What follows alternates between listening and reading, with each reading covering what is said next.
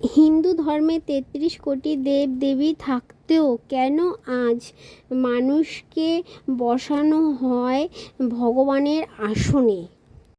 দেখুন, সনাতন ধর্মকে চিট ফান্ডে পরিণত করলেন সোশ্যাল মিডিয়া কাঁপানো এই মঙ্গলা কালিমা।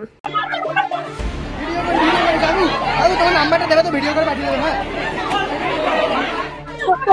সেখানে ও বের করে দিয়েছে ওকে, যার জন্য ও আবার এই ব্যবসা ও লোকের পা ধোয়া জল খাওয়াচ্ছে এবং নিজেকে সারদা মা হিসাবে তবে একটা কথা যে আপনাকে মানতে হবে, সমস্ত পাপ অনাচারের বিনাশ একদিন আছে। ঠিক তেমন সোশ্যাল মিডিয়া কাঁপানো এই মঙ্গলা কালিমা দিনের পর দিন চলা সমস্ত ভণ্ডামো আজ মানুষের সামনে এলো। তো চলো, টাটা, বাই।